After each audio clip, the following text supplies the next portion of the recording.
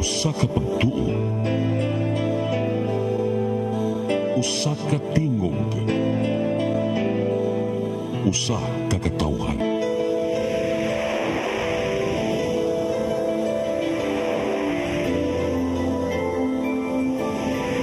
Cebu Catholic Television Network.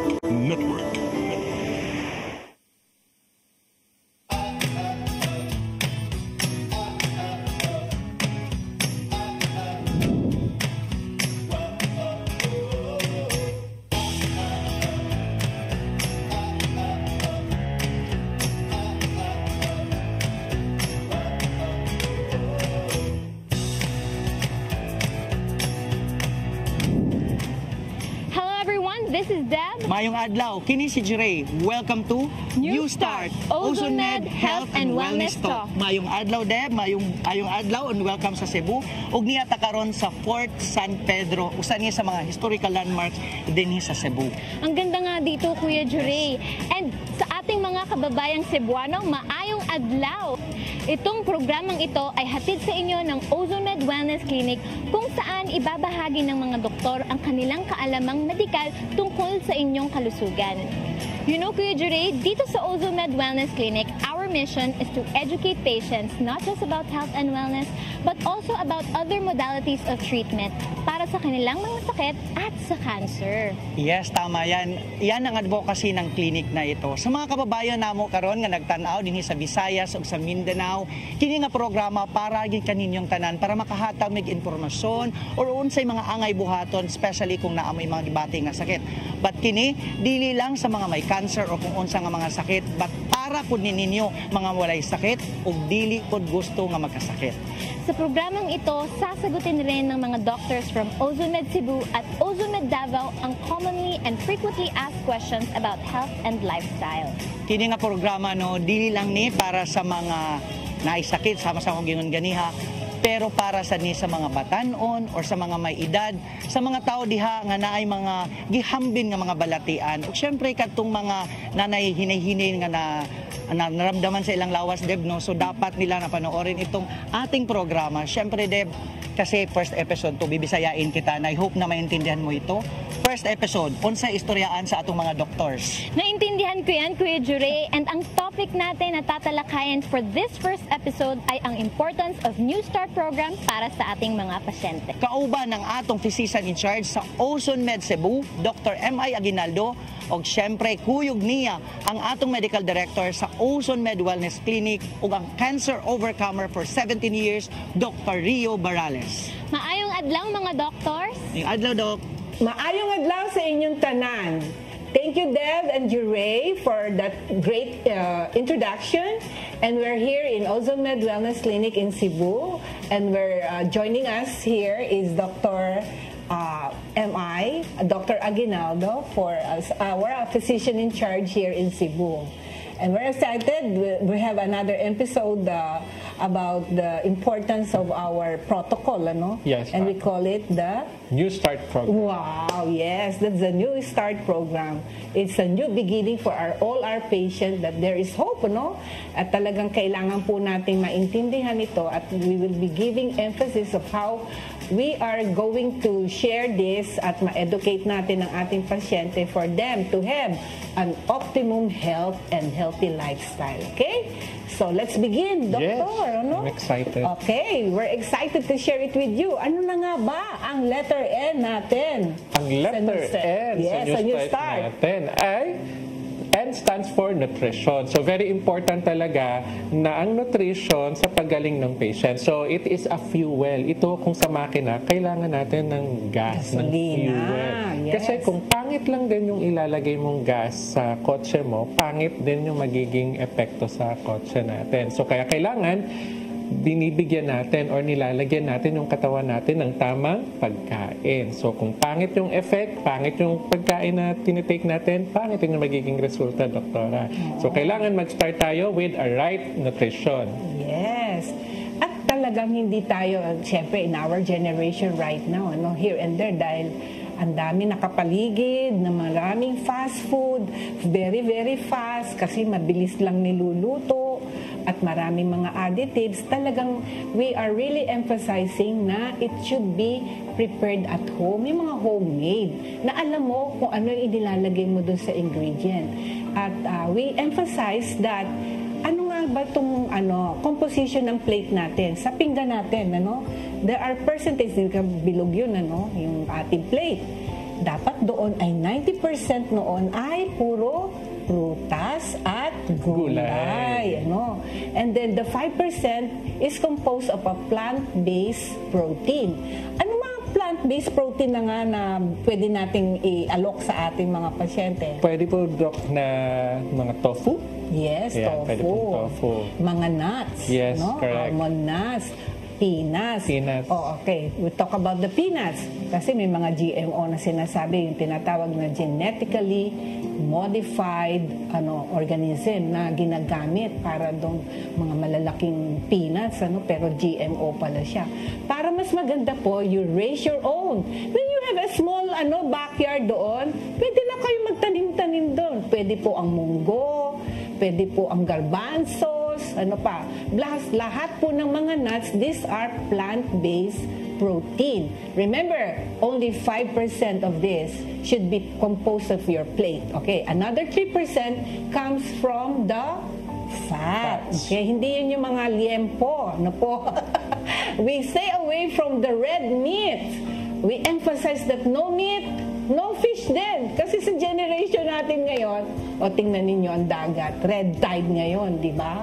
Di natin makakain lahat yung mga clams na yan. And remember, the clams, yung mga mga lobster na yan, sarap pa naman sana nung araw, Pero yung mga na-diagnose na, let us be wise in choosing our food, Kasi ito'y nagkukos ng yung Alzheimer later on, dementia.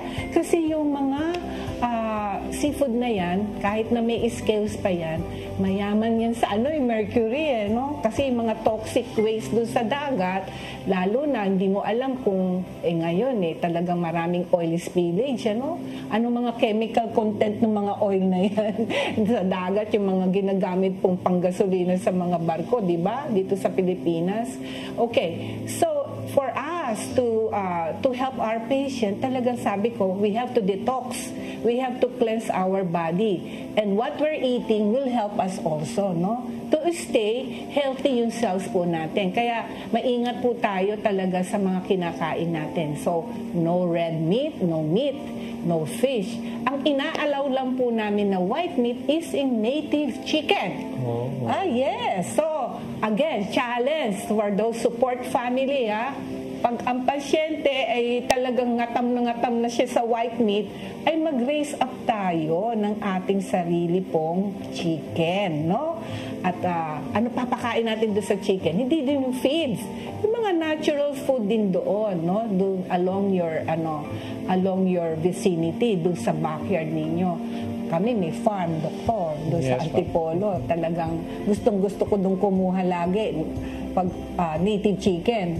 At yung native chicken, nagre-raise up din kami ng organic egg. Wow. Okay. Pero Doc, meron kaming patient dito sa Ozone Med Cebu na wala siyang farm, pero nakabuhi siya ng native chicken sa rooftop nila. So, wow, feasible talaga na kaya ng kahit sinong tao na pwedeng makabuhi ng native chicken sa kanilang bahay lang. Yes, at their own, their own backyard. Yes. Kaya marami po kami mga pag-i-encourage dito, especially yung mga pasyente, sabi nila, kung tinanggal na natin yan, Dok, wala na kaming kakainin. Hindi po. May sample menu po kami doon sa aming health journal na pag kayo po ay nag-start ng therapy po sa amin dito, ay talagang dinidetalyo namin, dinidetail namin, kung ano yung mga kakainin natin. Okay? So, 5% from the plant-based protein, 3% from the fat. An example of good fat is Avocado. Yan, talagang totoo po yan, at saka good fat din po yung virgin coconut oil and the coconut milk. Ayan, yan po ang mga good fat natin. Kaya pwede din po tayo sa mga gata na gulay, ginatang gulay, kari-karing gulay, nilagang gulay, paksiw na gulay. pero wala lang mga meat. Talagang aayusin mo lang po yung mga content ng pampalasa. Ano pa yung mga pampalasa natin? Kung meron po kayo ditong sukang sasa, maganda din po yan.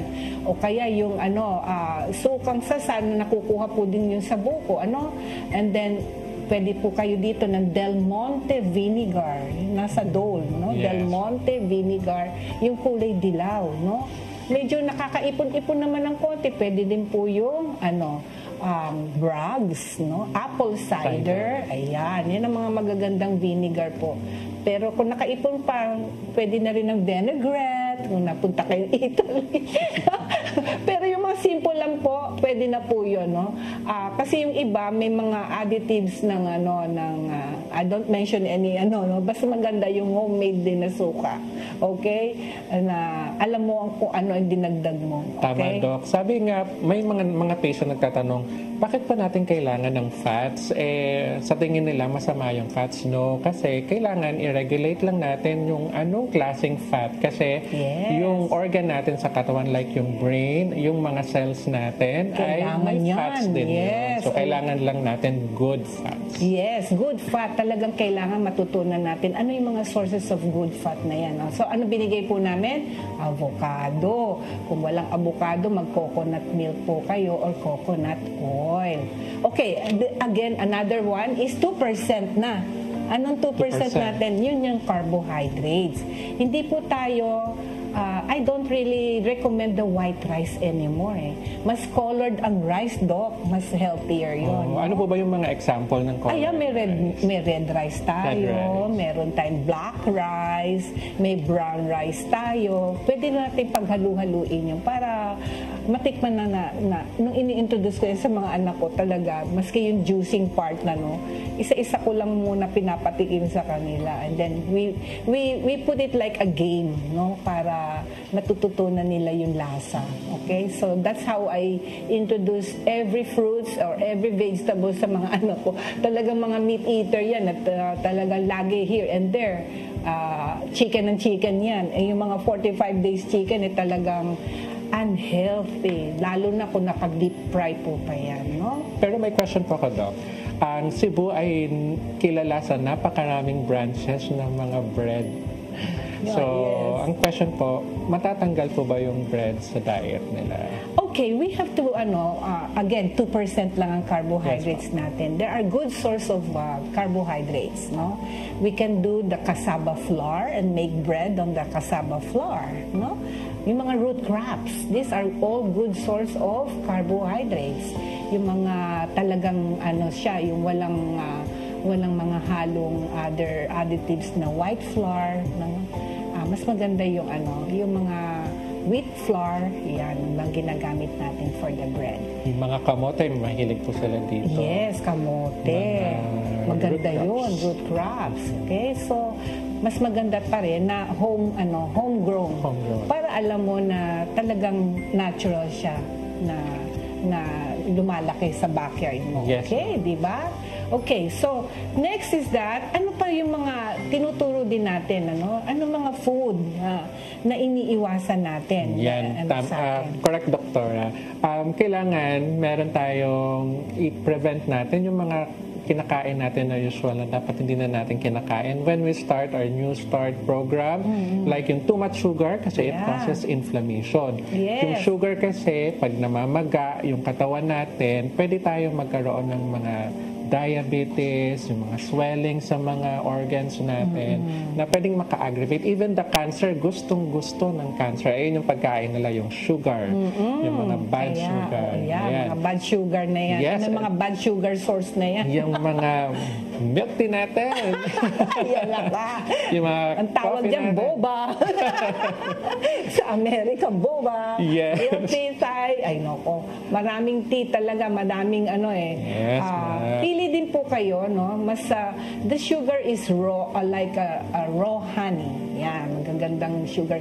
Dito, meron kayong muscovado, yes, no? muscovado. Diba? And the glycemic index is low, like the cocoa sugar is also a very good source of sugar kung hindi talaga maiwasan pa, no? But again, during the time time na talaga nagtitreatment tayo, kailangan sumunod tayo para patayin talaga ang mga cancer cells na yan. Ano? Tama. Okay, nag-o-ozone ka talaga, dinidetermine mo na talagang patayin talaga yung mga cancer cells na yan, susunod tayo doon sa mga pinapasok natin. Okay?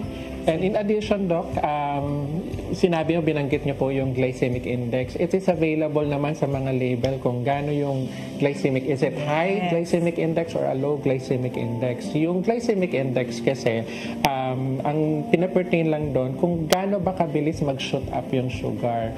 So pag high glycemic index, ibig sabihin mabilis mag-shoot up yung sugar, ayun yung iiwasan natin. Kailangan slowly rising lang yung sugar natin para ma-accommodate nung katawan natin at ma-extract natin ng maayos. Kasi very important talaga na high fiber diet ang ating mga pasyente. No? Why?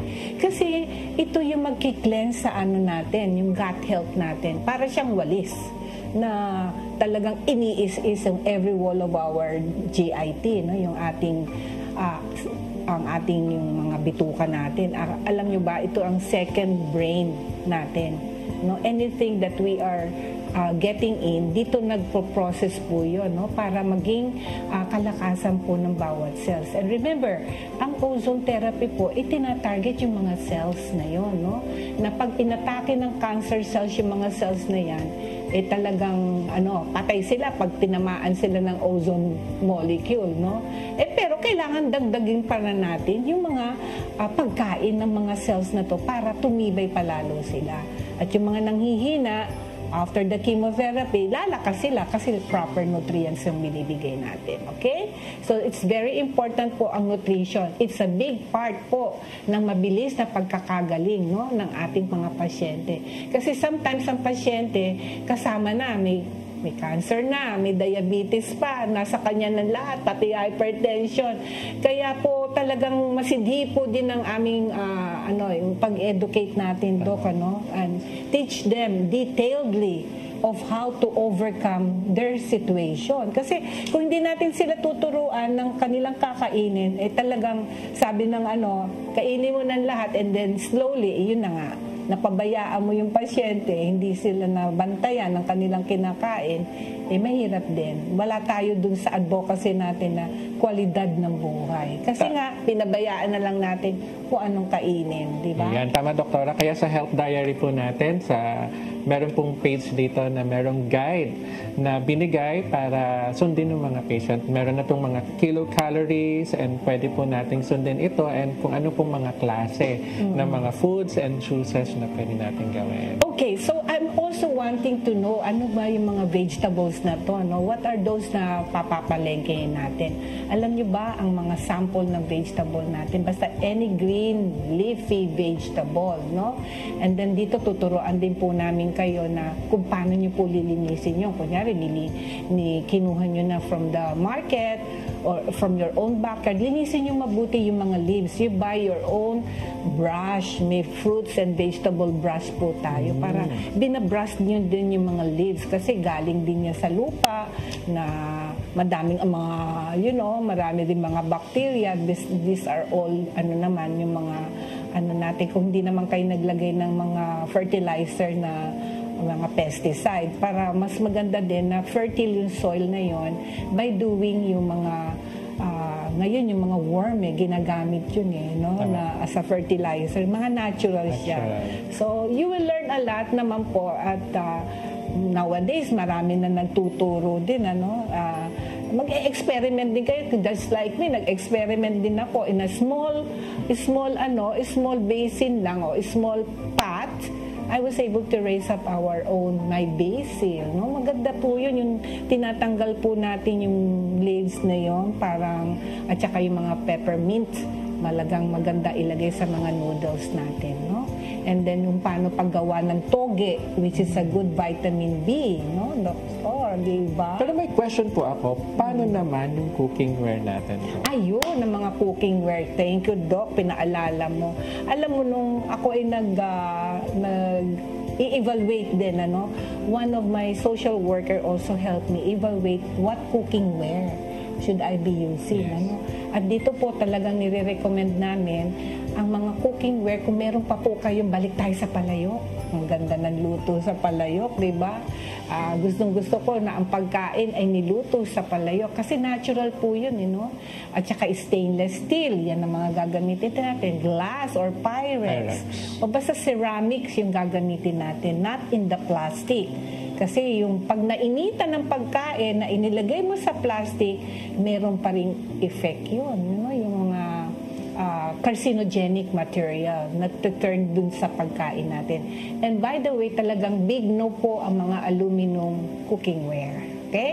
So, i-check nyo po yung mga kulutuan ninyo. Pag maraming aluminum kayo, gamitin nyo na lang yun ng pang-ipunan ng mga mumu. Gagawin natin fertilizer. I-microwave namin yung mga food namin. Okay, another question yan, microwave. Mas maganda po hinihit natin on the natural, okay? Kasi naiiba din ng molecule or particle ng food once subjected to a very high temperature in the microwave. Kasi very high yun. Kaya parang sinunog mo na, tostado ng lahat. Wala nang good nutrients ka doon. So, as much as possible, when we wanted to reheat it, it's in the stove. Okay? Yeah. Yan. So, maganda yun, Dami nating interesting na question regarding sa food kasi ito yung pinaka-importante sa ating New Start program. Kaya hindi na malulungkot ang pasyente, wala silang kakainin. Example pa pala ng vegetable na yan, cruciferous vegetable are cauliflower. You can make also cauliflower rice. Ilalaga nyo lang po yun, talagang bubuhagagin mo para siyang kanin. So, naman nag-donor rice, pwede pong cauliflower rice.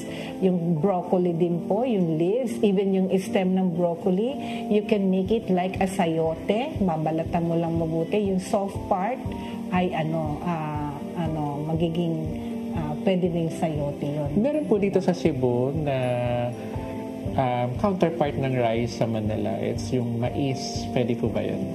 Okay, again, tingnan mo kung saan galing yung mais. Kasi karamihan ay mga GMO ang mga mais natin.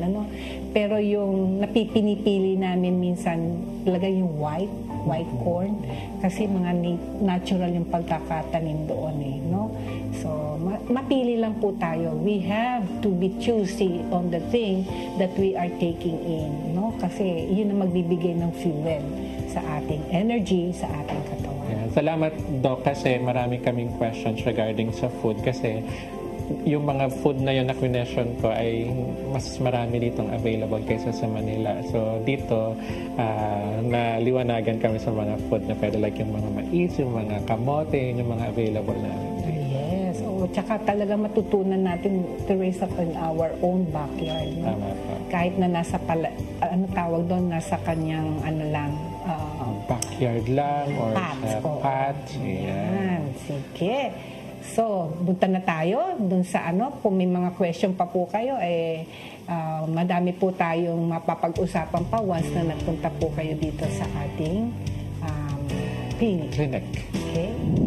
Grabe, unang episode pa lang, ang dami na nating natutunan about New Start, di ba, Kuya Jure? Yes, tinuod ka, Deb, So, kamo nga nagtanaw karon hinaot nga daghan mong nakatunan bahin sa nutrisyon. Saktong nutrisyon, ha? Kung unsay angay natong buhaton, o unsay angay natong likayan, o unsay angay natong kanon, especially kung kamo na ay gibati nga sakit sa lawas. At dahil wala nang pinipiling edad ang mga sakit ngayon, lalo na ang cancer, malaking factor talaga ang pagpili ng tamang pagkain. Lalo na yung tamang preparation din ng pagkain. Tsaka din pala, diet. Yes, tama ang diet talaga. Naku, Kuya Jure, marami pang i-discuss ang mga doctors natin about New Start program dito sa Ozone Med. Kaya dapat abangan nila yon. Yes, maliban pa dyan, maliban sa mga exercise na tinuturo, yung nutrition kanina, isa din kami sa mga pinagpapala, isa sa maging parte ng Ozone Med, yung maging blessing kami at makita namin first hand, di ba, Deb? Yung mga ginawang himala, mga himong milagro. sa atong Ginoo sa makinabuhi sa atong mga pasyente dinhi sa Ozone Med. Yes, agree talaga ako dyan, Kuya Juray. At ang dami na nating healing stories and overcoming journeys na naging inspirasyon sa karamihan ng ating mga pasyente. Usa na ani ang healing testimony sa usa sa among mga pasyente sa Ozone Med Davao. Si kini nga pasyente no gikan ni sa General Santos. Imagine, duha hangtod sa 3 ka oras mo biyahe siya from General Santos paingon sa Ozone Med Davao para lang magpa-ozone therapy ug kaluoy sa Ginoo. Karon mupaambit na gid siya sa iyang kasinatian ug sa iyang healing story. Panoorin natin ang kwento ni Vivian Lim.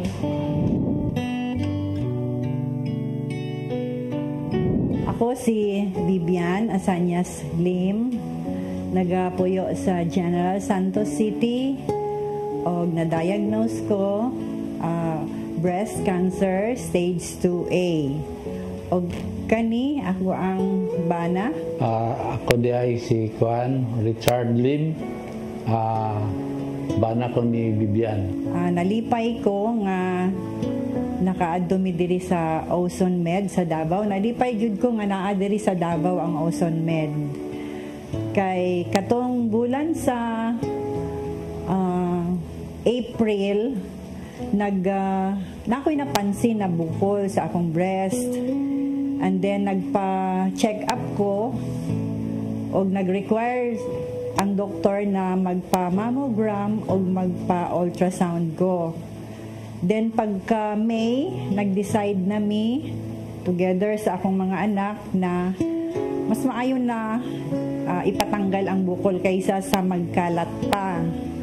So bulan sa May na naoperahan ako.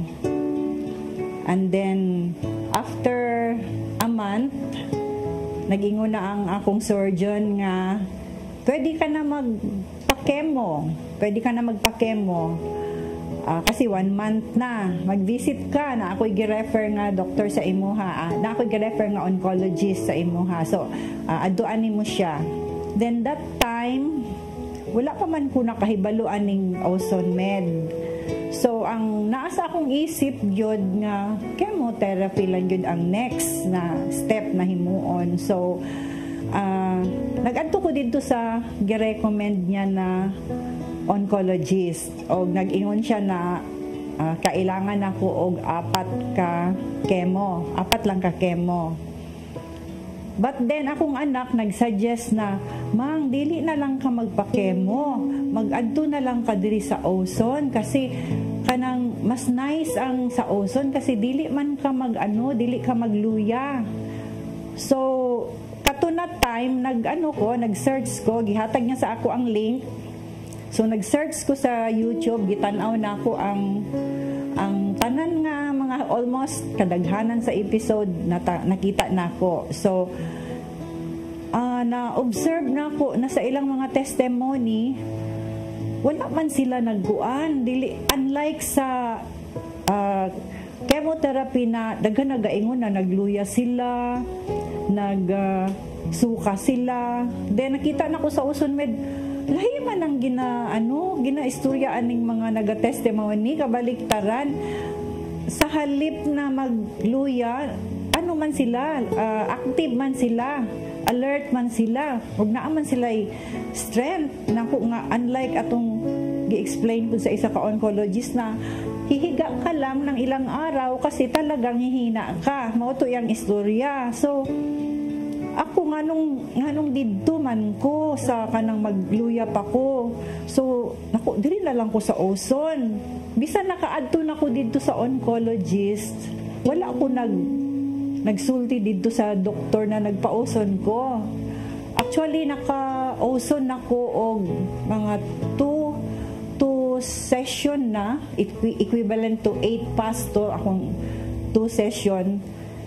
Then sige man follow up sa ako ang secretary, no, di ba, sige nagatawag siya kung kamusta na ba daw ko. Nya ingon ako nga, hala, wala ba ya ako nag-adto dito sa oncologist, dito ba ya ako sa Ozone. Siya, hala, unsa man ang Ozone. So gipatawag jud mi sa ni di na lang ko mag-mention, nagbitawag mi sa akong surgeon. Yan ako, kasabaan dyan taan ni ba, wala tani, kuan. Sunod sa iyahang kuan, recommendation, tinood yun. So pag adto na mo dito, nagsulti ang akong surgeon na nag-uul siya. Kaya nga nung wala ko nag-adto sa oncologist, nga nung nagtuo-tuo lang daw ko sa mga nakita na ko sa YouTube. Nga nung ingon pa niya, hindi ko naman napag-aralan yan. Wala sa libro yan. Naniwala ka kaagad doon na mga testimony lang yun. After ato, pag uli sa balay, murag na-divide na po akong huna-huna. But then, katong pag-adto na ko sa isa ka oncologist na nag-ingon, itong nangayo ko another opinion sa isa ka oncologist. Ingon niya sa ako na pwede ka naman hindi magpa-chemo. Pero, may pero yung survival rate mo ay iiksi, sabi niya. At saka dahil meron kang early signs ng osteoporosis, yung recovery after the chemo is hindi siya 100%. Let's say, nag-example siya, let's say 100% ka ngayon.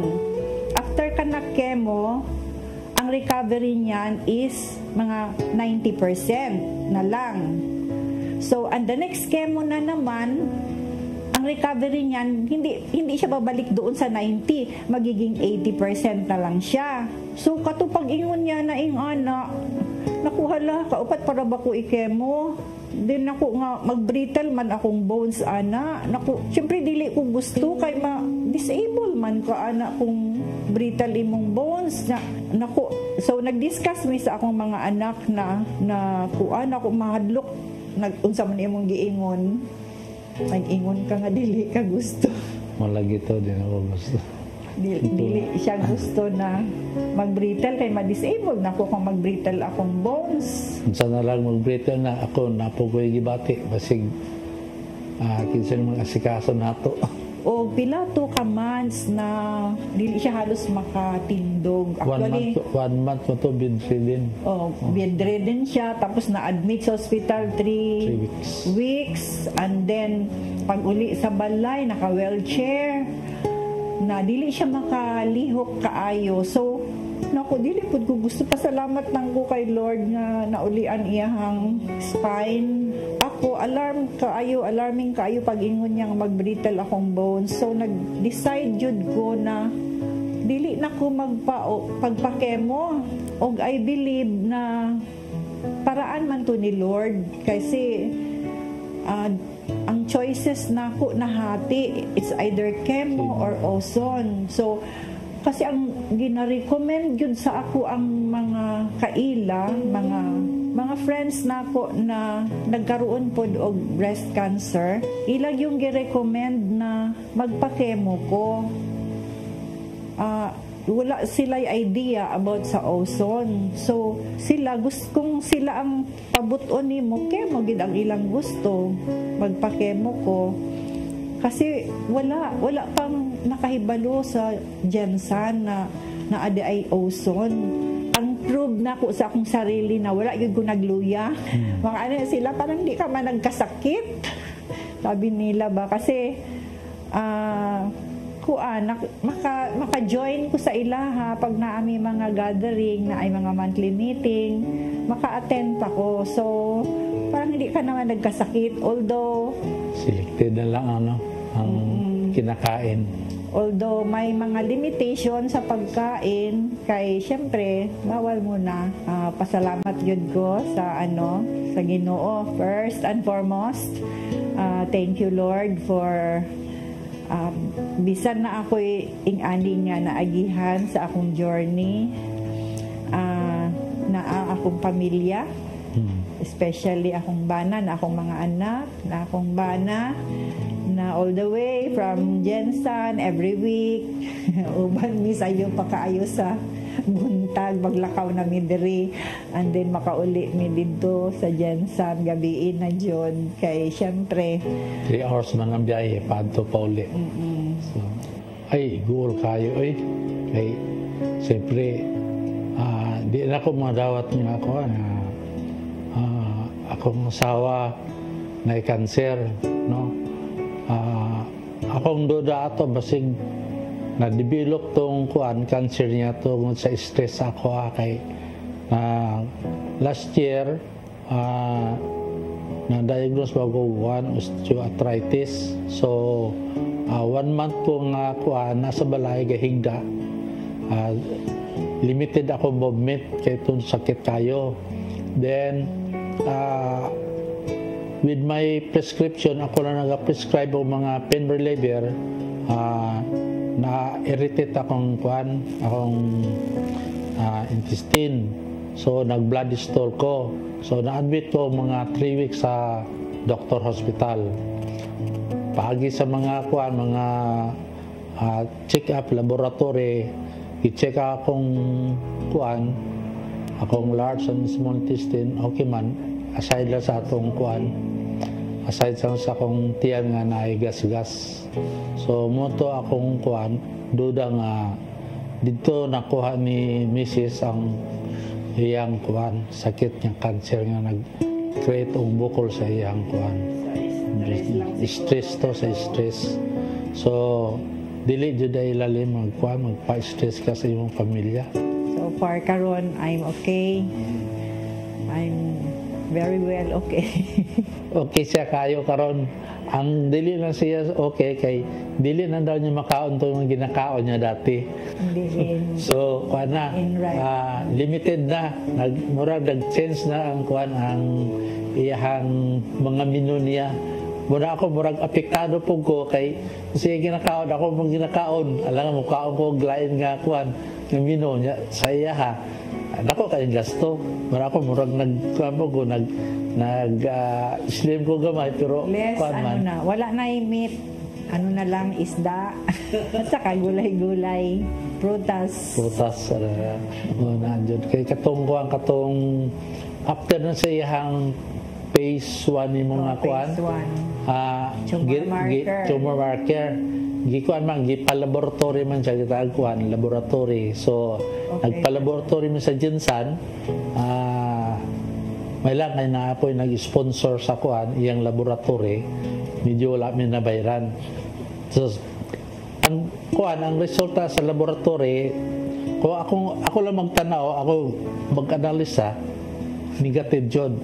So katong gidala na mo ang result, gipakita na mo kay Dr. Badoy, ingon siya, praise God, kay buti ang result. Very good ang result. Tapos siyempre, overwhelmed for me, kay okay ang result, very helpful dyan kaya ang Ozone Med.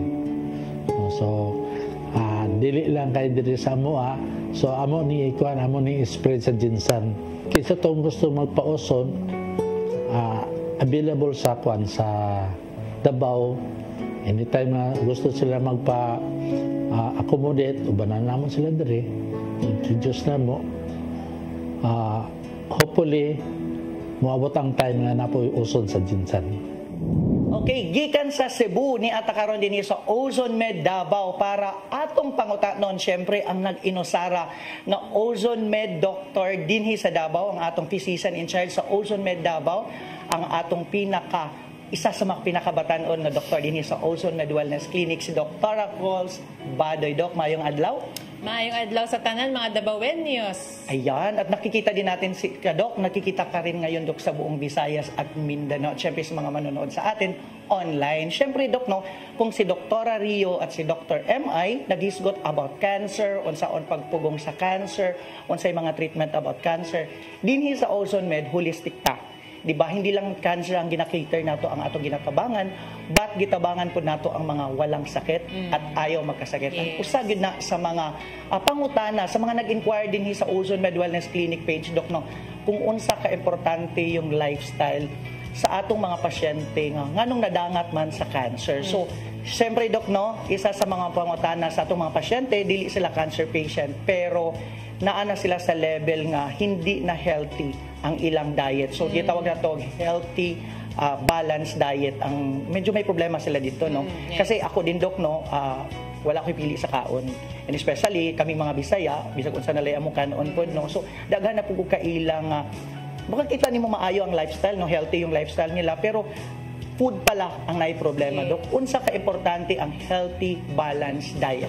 Yes. So sa lahat po ng hindi ni alam, no, kung unsa man ning healthy balanced diet, ang healthy balanced diet po is rich in vegetables and fruits. Okay, daghan jud ang imo makaon dapat na mga alugbati, malunggay, ganyan, no, lahat ng dahon-dahon o fruits. Ang sa Davao naman daghan atong mga fruits, no, ang pomelo, ang mangosteen, etc. So hindi lang fruits, pero rich also in grains, mga grano. So rice, naapod ang mga oats, no, oatmeal, ganyan. And ano pa, dapat mababa ang sa salt. Dili para jud ang imong kaunon, dapat low salt lang tayo, less than 2 grams a day. And low din ang refined sugar. So, ang mga tamis, ang mga cake, ang mga leche plan, hinay-hinayin lang nato. Ako, Dok, pangutanan, no, ang sabi ko, ginamos. Siyempre, sa Cebu, Dok, buwad. Daghana, siyempre, nasa sa ubang lugar, no, buwad. And siyempre, mga tamis, Dok, kasi yung mga pasalubong nato din sa Philippines, no, yung mga delicacies natin, mga tamis. So, dili siya advisable, Dok, no, na para ma-maintain yung health mo, na kana mo perming kanon or magiging part siya ng ano mo, daily life mo? Actually, ang principles kasi is always moderation. So, moderation lang. So, for example, nakakaon na mo ng bulad sa imong breakfast. E di syempre, hindi mo naman i-lunch na yun saka i-dinner, di ba? Merienda pa. Oo, merienda pa. Baka naman magbulad ka 3 times a day. So, ang maganda, moderation lang. So, hinay-hinay lang, dili parat ang tanan, no? So, para okay lang imong health. Yun, Dok, may isa pa tayong concern din nato, no, ng atong mga viewers na nagtanaw, Dok. Para nila yung mga buffet, na siya, no? Eat all you can, marami na siya. So, abi na mo, Dok, na sige, kaon na kong daghan ron, magsangyup lang kong daghan ron, mag-itulyukan ko daghan ron, tapos bawi ko na ako uma. Sakto ba yun, Dok? Kasi actually, you are overusing everything, no? So, ang gawain kasi dito sa Davao, usually, nagbo-buffet tayo and then magka-fasting pagkaugma. So, naman ang ginabuhat sa tanan. Pero hindi siya healthy kasi nasa-shock yung system natin. So, Doc, how about this poor eating habit, Doc? Ano yung ma-explain mo about poor eating habit? Yung habit, minsan kasi tayo, Doc, puro na rin po tayo fasting. Di ba yung na-misinform yung atong mga viewers, Doc, na abila fasting or diet, yun na yun, diet. Pero hindi sila informed, hindi sila guided kung ano yung diet. Alam mo, isang poor eating habits na common sa Pilipino, yun yung hindi kumakain ng breakfast. Sasabihin nila, ay magbabrunch na lang ako. Guilty ako dyan. O, diba? Ay, guilty, sorry. Yung mga sabi nila, ay mga 9 o'clock or 10 a.m. na ako musugod sa akong breakfast or sa first meal. And then, bawi na lang ko pag mga snacks sa hapon or sa gabi. And even iba, nag-snacks sa gabi. Yun ang problem. So actually, ang pinaka-best is you have 3 meals a day. 3 full meals. Para wala ka ng mga in-betweens or snacks. Ayan. 3 healthy full meals. Yes. Kasi yung iba, healthy, full, pero fullest, Doc. Umaapaw. Umaapaw. Ang tawag doon, binge eating na. Oo, para nanonood ng Korean novela, Doc. Actually, Doc, sinasabayan natin minsan, no, habang nanonood ng mga Korean novela, nagbe-binge watching ka, pero di po nimong kaon. Masarap kasi yung crunchy, di ba? O pero napadaghan man, Doc. Especially mga parat, sobrang mani na puro maalat. So, di kayo, di siya advisable para sa mga, especially sa mga young people na rin, no. Abi manggod nato, Doc, na nato mga kabataan, no, na bata pa bitaw ko. Mo man yung mentality, no, kaon na ko ng kaon, pero bata pa man ko, mabawian na, matiguan ko. Ay, na problema meron kami pasyente, even 15 years old, chronic kidney disease na. Bakit? Puro instant. Marami ngayon obese. We call it now obesity pandemic. So, instant, Doc. So, di ay siya advisable kasi tayo, no, simula ng pandemic, even before pandemic, no, na instant coffee, instant noodles, instant na lahat, no, even mga fast foods, no. So, di pala siya advisable. Kaya nangyari po sa atin, instant sakit. Marami na rin instant cancer ngayon, instant na mga chronic diseases. At the young age. At the young age. Okay. Doc, ito pa, isa sa mga ginadiscuss ng atong mga pasyente, no, yung sedentary lifestyle. Ano sa man siya, Doc? Can you explain para masabtan na to? Yes. Ang sedentary lifestyle po, ibig po sabihin, you are mostly sitting the whole day. Meaning po, you are sitting more than 6 hours a day. Ouch! Sa mga tao dyan. Sa opisina, Dok. Oo. Sabihin nila, nagkatrabaho naman ako 8 to 5. Anong gagawin ko? Pwede ka naman mag-stretching, pwede kang mag-CR dyan, pwede kang mag-break muna. So, just to break the sedentary lifestyle. Did you know ba, mga kapamilya, mga kadabawenyo, na ang sedentary lifestyle is the biggest problem in the 21st century? Wow. Yes, totoo yan. Sa tinuod lang. Okay. Nagsugod ko naglabi na, Dok, no, after nung pandemic time, no, na wala kang malaagan, wala kay baka activities na pwede nung mahimo, no. Pero yung pala, may effect pala yun. Kasi syempre, like ako, I work like 12 hours, minsan 15 hours a day, nasa bahay lang, puro lang cellphone, nagka-type.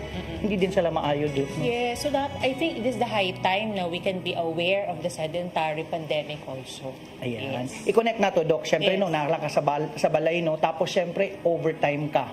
So, kulang-kulang na imong tulog. So, usa na ako minsan, no, na pag kulang akong tulog, lahi lang yun ang akong pamati sa akong lawas, no. So, asahay mo bawi ko.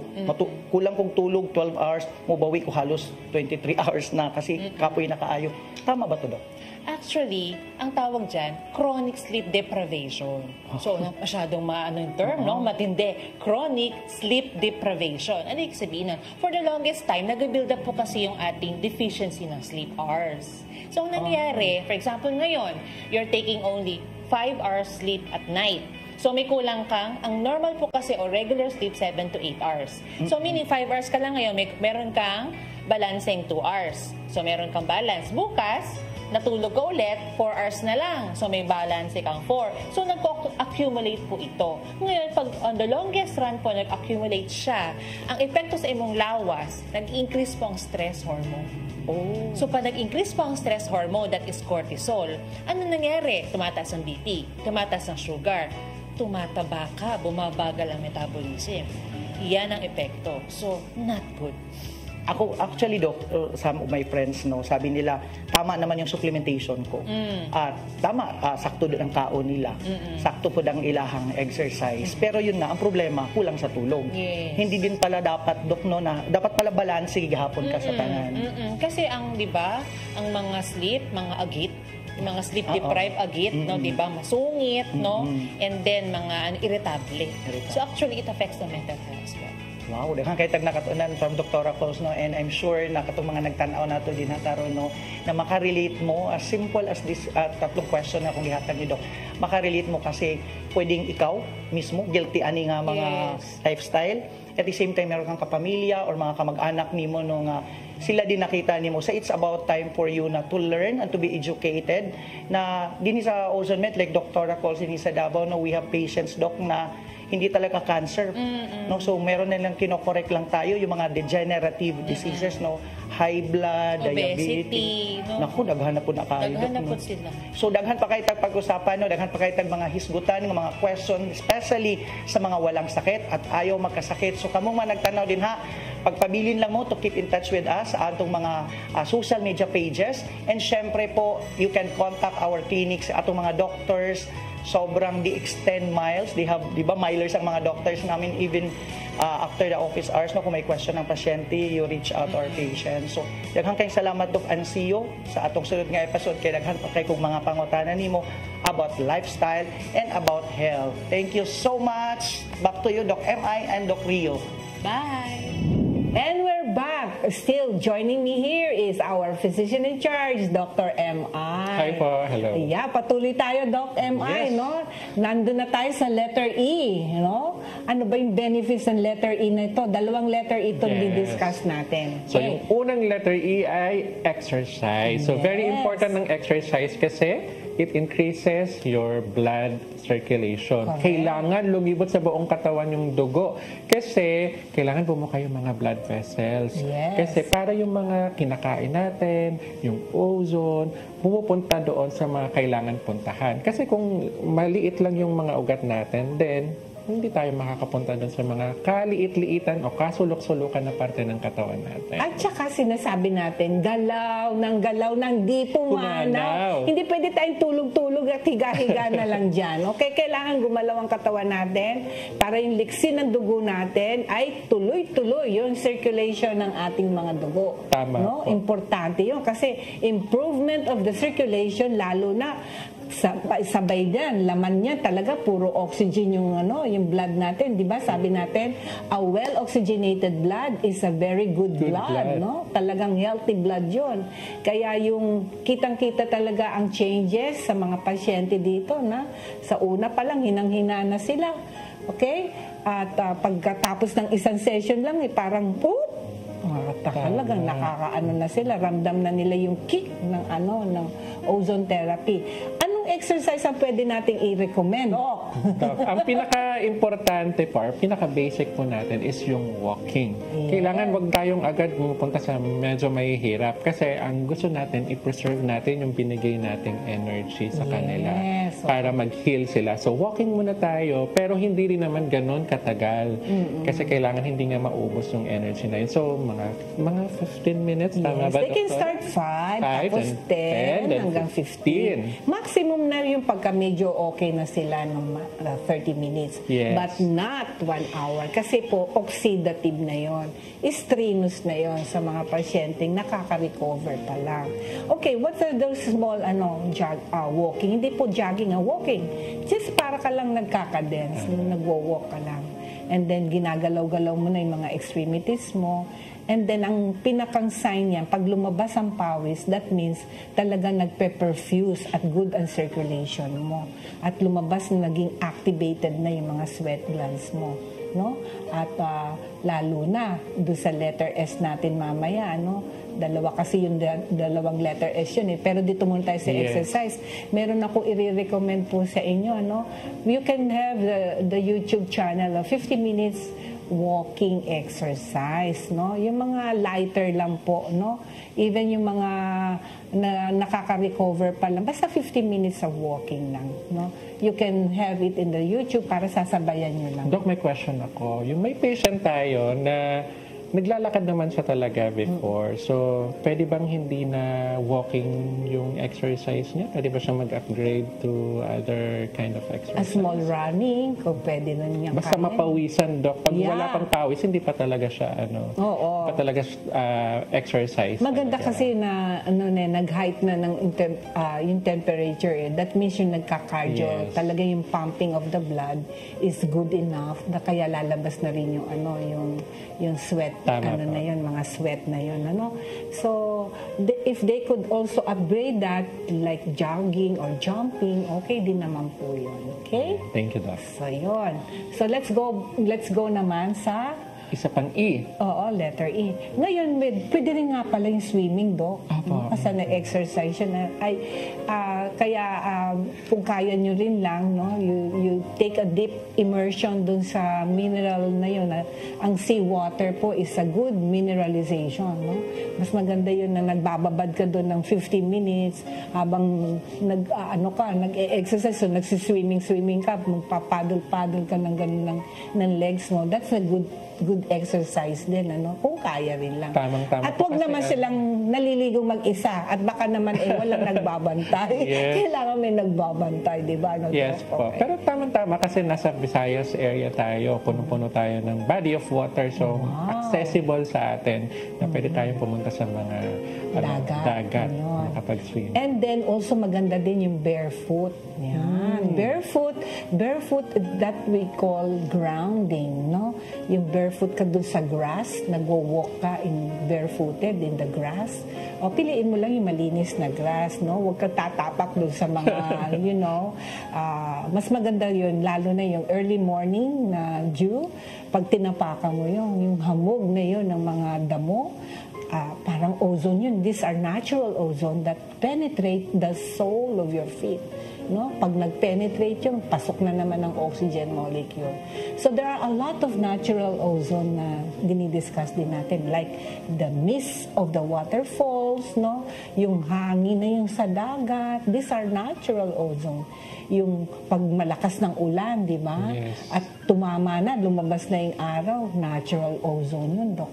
Kaya maganda rin sinisinggot yun kasi natural yun eh. But not on the medical ozone natin. Ano kasi yun? Inilalagay natin sa IV natin yung ating medical ozone therapy. Okay, so let's go to another letter E. And that's elimination. Yeah, yun yung mga elimination. Sine-check natin yun, ano? Kayo po ba ay nag-i-eliminate? Sorry to say kung may makumakain po dyan. Kailangan po araw-araw na dumudumi. Ibig sabihin talagang nagpa-perform na ng function niya yung ating mga bituka.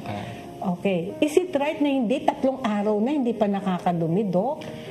Dapat hindi na kasi kailangan matanggal yung mga toxins na yon. The more na nagsa-stock up siya doon sa mga natin, large intestines natin, the more yung chances na ma-absorb yung mga toxins, mga bacteria na nandun. Remember, may bacteria na doon sa colon natin. Ayaw natin na dumami sila doon sa area na yon at kumalat sila sa bloodstream. That's the reason why we are wanting them to really have a green leafy vegetable. Yes, correct. No? These are high fiber diet, no, na kailangan talaga tinitake nila so that makikita mo na mabilis, hindi mahirap ilabas yun. Pero pag kinain mo talaga yung mga bawal, ay mahirapan ka kasi slow metabolism mo. Now, we're still recovering, kaya kailangan mga soft at saka high fiber diet talaga. And again, minomonitor natin. Alam mo ba na pagka high fiber diet ang mo, walang amoy. At saka naka-float. Naka-float yan. Kaya alam na alam ko kung kumain ng mali ang aking mga anak. Kasi paglabas niya, yan. Pag walang amoy, meaning, ay talagang high fiber ang nakain nila. Pero tatawagin ko sila pag kami amoy. Where did you go? Yan. Nagkainan na naman ng mga bawal na pagkain na inilalagay sa ating mga katsyanan. Okay? So, importante po, monitor nyo po kayo mismo, mag-monitor po kayo, no? Especially pag itsura. Binabantayan natin pag kayo na black stool na, meaning meron kayong mga bleeding tendencies na nangyayari dahil sa sobrang liit na ng daanan ng dumi, nababarahan na, at talagang pilit mo nang pilit mo sanang ilabas at hindi mo mailabas, problema na naman yan. Yes, Doktor. Pati yung mga matitigas, yung hindi nila dry, dehydrated na talaga. So because of the fiber na hindi nila kinakain. Yes. And pwedeng maging risk ito kapag dumadaan sila sa colon, nasusugatan, nagkakaroon ng bleeding, yung mga hemorrhoids nila, nagkakaroon ng hemorrhoids. Right, oo nga. And also, we have another method of delivery din. No? Balik na rin tayo sa ozone method of delivery natin. And we're doing the rectal insufflation. Naku, talagang success kaagad. No? Pag nalagyan kaagad ng rectal ozone gas, yung rectal insufflation natin. At it helps our patient to really, they feel good. Once na, feeling mo kasi talaga, punong-puno na yung tiyan mo, no? Hindi mo mailabas talaga. And talagang mahirap para doon sa mga hindi nakakalabas ng kanilang mga toxic na yun. So, it really helps them, and then encouraging them na high fiber diet lagi ang composition. And dito tayo papasok ngayon sa letter W na, Doc. Yes, and that's water. Water. Yan. So, kailangan natin bantayan kung gaano kadami yung water intake natin. Usually, mga 1.5 to 2 liters in a day. Pero kailangan, ang ina-advise po natin sa patient, kailangan meron silang sariling lagayan. Hindi yung nakikisalok lang sila sa ref kasi hindi natin nababantayan kung gaano na ba in a day na uubos nila. Yes. So, we prefer na meron silang sariling in pitchel para at the end of the day, ay, konti pa lang yung nauubos ko. So yun, kaya kailangan bantayan. Wow! And then, another tip, basta every 2 hours, no, pagkagising mo pa lang, uminom ka na ng isang 1 glass, every 2 hours, inom ka ng inom. Until makita mo talaga, in the pitcher of water, nauubos mo na yun. At least 1.5 to 2 to 3 liters. Ang mga kalalakihan, kayang-kaya yung 3 liters eh. No, pure and what kind of water, Doc? Yun din ang big question sa mga patient po natin. Mineral water. Mineral water po hindi alkali water, hindi po distilled water. Why? Because po ang alkali water is as good as pinapatay niya po yung good bacteria ninyo sa gut. And we need the good bacteria, no, to digest yung mga kinain po natin. Sometimes pagka too much ang hyperacidity, once in a while, yes, you can take the alkali water, no? And then, but not the distilled water kasi wala na tayong minerals na natitake natin doon no? The study shows na yung pagka distilled water, I really recommend sana po purified and spring water yung mga ginagamit natin, but yung mga milk natin, no? Minsan kasi mga powdered milk o bottled milk na binibigay natin sa ating mga anak, let you hear me here. Kalam nyo, pag kayo ay 2 years daw po na nag-breastfeeding, kayo po ay absuelto. No? Malaki po ang chance na hindi po kayo magka-breast cancer pag kayo po ay nag-breastfeeding. Kaya importante talaga, no? I really recommend mga nursing mother, huwag niyo pong panghinawaan, dalhin ninyo, bitbitin ninyo, no? Mag-breast po kayo, kung kayo ay nagtatrabaho, babalik na sa trabaho, mag-ipon po kayo, no? At yun ang papadede nyo sa inyong anak. It would be healthy for you and your baby.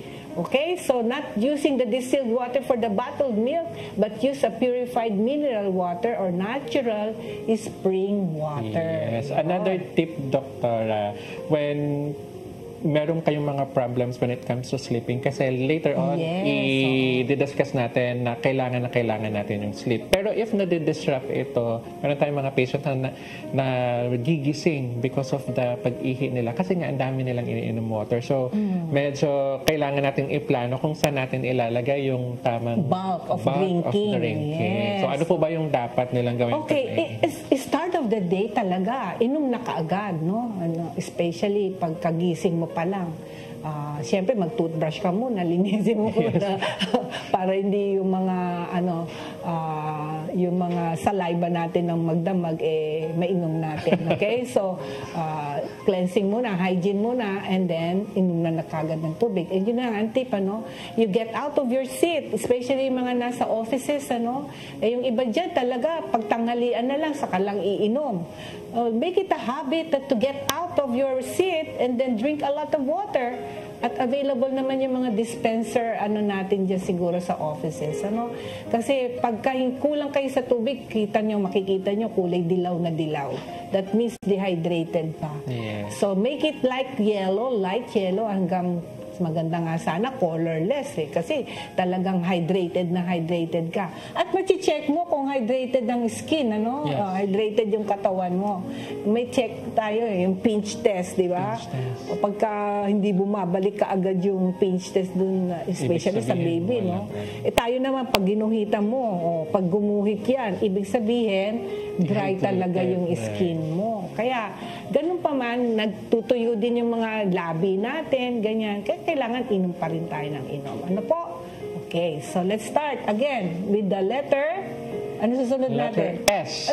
New start. Letter S. Yes. And that is? Sunlight. Wow. Yeah. So, kanina diniscuss natin, Doktora, yung exercise. So, ikabit natin ito. Isa ito sa factor na ikakabit natin sa exercise, which is, isabay natin yung exercise sa sunlight. Sunlight exposure. So, ang pinakamagandang time for you to have exercise ay yung may exposure ka rin sa sunlight. And that's mga around 6 to 8. Pero tingnan din natin, pag sobrang init na yung 8, medyo i-move natin ng mga 7:30. So, mga 5:30 to 7:30 pa ganun. And that would help you prevent lung cancer. Mas maganda po yung expose yung skin natin, especially the back part, no? Yung lungs. Kasi mga kadalasan po talaga, no, yung umuuwi, sabing ganun, umuuwi sa pneumonia, bronchitis mo na bago uuwi ng pneumonia hanggang sa, yun na, nahihirapan na, nagkakaroon na ng tubig sa baga din na madalas, ano. Pero good exposure to the sunlight at turn our mga vitamins din natin, the natural vitamins in our skin, to make our bone also good and healthier, no? Kaya mas maganda po talaga nagpapaaraw. And again, medyo masaya ka talaga pagka nagpapaaraw ka. The brightness of the day, no? Na magbibigay saya sa'yo sa maghapon, no?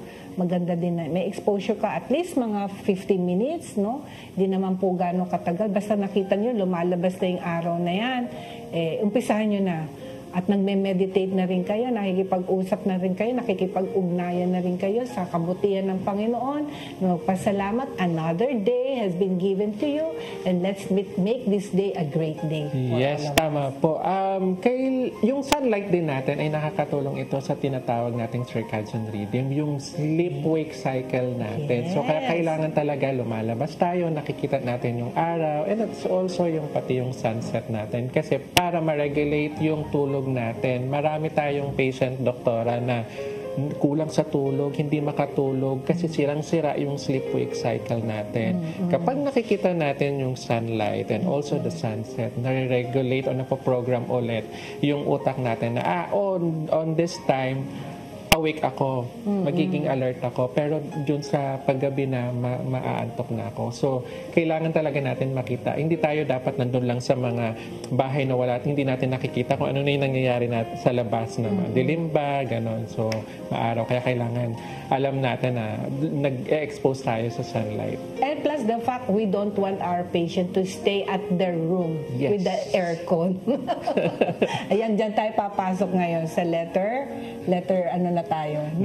Temper. Letter T na pala tayo. So, yung behavior natin, yung attitude natin. Huwag tayo magmukmuk sa isang room lang, no?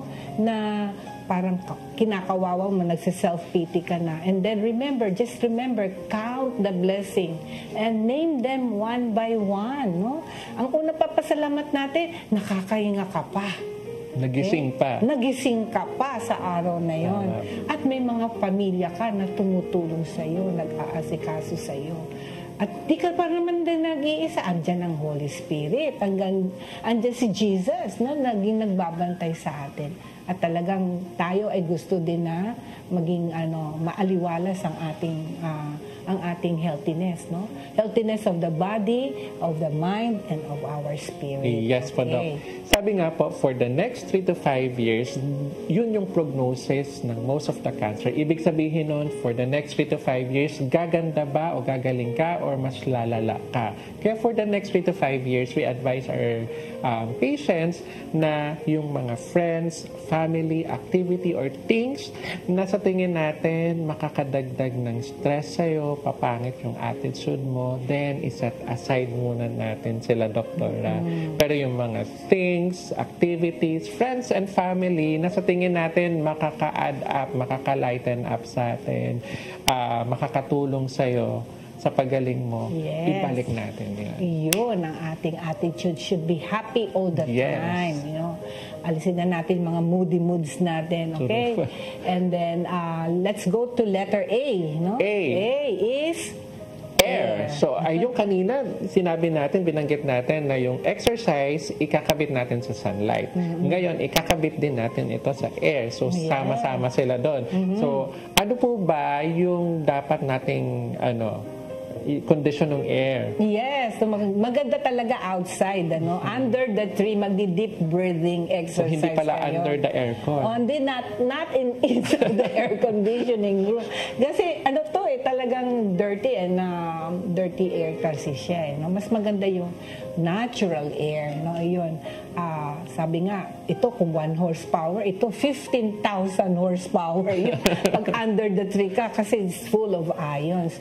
When the air is full of ions, talagang penetrate pa rin ng pasok na pasok yung mga O2, no? O2 is the oxygen molecule in your system. And that is the food of the lungs, no? So you have to do an exercise. And ganito lang po yun. You take a deep breath in your nose and then blow the air out in your mouth, no? You do that 5 times. And slowly, hindi naman po kailangang mabilis, no? Let's do it. Kakount ka lang po ng 1, 2, 3, 4, 5, inhale, and then 1, 2, 3, 4, 5 in your mind, out in the out in your mouth, in your mouth. So let's do it. Inhale, exhale. Yan, you do it 5 times. Wow. Yan, relaxes you. At ginawa mo din, na-exercise mo din yung expansion of your lung capacity. Yan, diba? Very good. Tama-tama, Doktora, kasi sa Visayas area, blessed na blessed ang mga Bisaya kay maraming accessible na sa kanila ng mga beaches, mga mountainous areas. Natural. Yes, hindi katulad sa Manila na kailangan you have to plan it, you schedule it during the holidays. Pero dito, after your work, pwede ka nang pumunta sa beach, pwede ka nang pumunta sa mga mountainous area. So, accessible talaga yun. Yan, ako, talagang blessed po kayo. Kaya, magiging healthier and healthier tayo. Okay, let's go to another R, yung recreation. Yes. Kailangan ba lagi nagta-travel ang may cancer patient, Doc? No, kasi, bakit ba, Doktora? Kasi, again, sinabi natin kanina, nagsustor up tayo ng energy. Kailangan kasi nag-heal yung katawan natin. Ang nangyayari, yung iba, so may konting energy lang, sinasayang na natin. Pinapagod na natin yung sarili natin. And that's stress. Kaya kailangan ayusin natin yung yung life natin. Kailangan puno lang tayo ng puno. Merong binivisualize si Doktora na yung bottled water. Kailangan pinupuno mo lagi yung bottled water na yon ng water.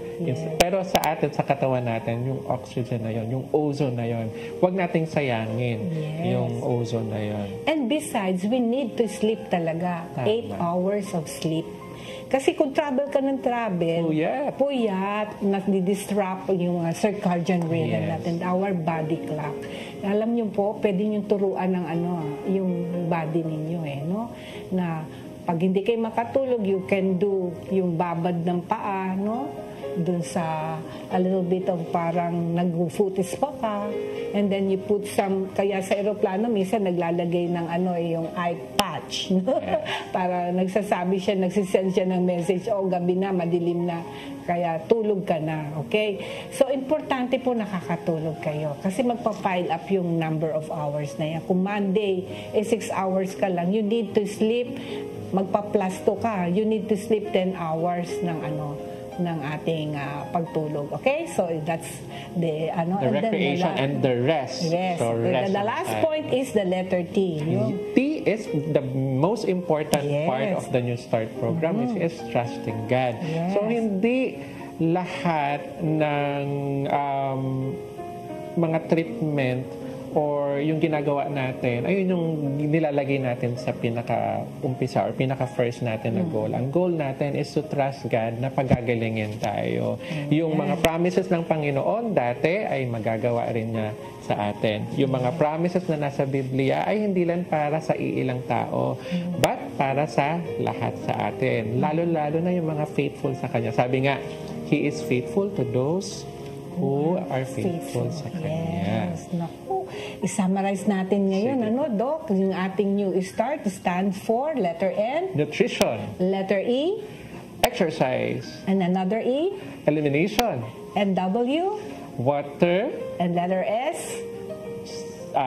Sunlight. Yes. And then letter T. New Start, letter temperance. And then letter A. Letter A is air. Air, yung deep breathing. Yes. And then letter R, 2 R's. Recreation and rest. And then lastly is our trust in the Lord. Yes. No? Okay, so that's it, folks. And I hope you are learning from our episode here. And see you on the next episode. God bless. Daghang salamat Doc MI and Doc Rio. Kayo dyan, umaasa kami na marami kayong natutunan sa episode natin na to. Dinhi sa Ozone Med Wellness Clinic, gawa sa ozone therapy, gihatagan po namog importansya ang New Start program para kumpleto ang protocol nga gihatag nato sa atong mga pasyente sa Ozone Med Wellness Clinic. Busa kamo nga mga nagtan-aw karon kung naamoy mga kaila, kamag-anak, kapamilya, kapuso, o kung bisan kinsa nga inyong nahibaw-an nga nagkinahanglan ani nga programa, nagkinahanglan ani nga impormasyon, syempre i-share ninyo na amoy makita nga QR code karon, ug kini nga QR code iskanin ninyo para makakuha mo og special privileges ug mga discount sa atong mga branches sa Ozone Med Cebu, Ozone Med Davao ug sa Ozone Med Bacolod. To know more about ozone therapy, please visit our Facebook page, Ozone Med Wellness Clinic, and visit our website, ozonemedclinic.com. Follow us in all of our social media accounts on Instagram and TikTok. Thank you again for watching. This is Deborah. Og ako sab si Juray, kamo nagtan-aw dinhi sa CCTN 47. Magkita-kita ta sa susunod nato nga episode dinhi lang sa New Start, Ozone Med Health and Wellness Talk.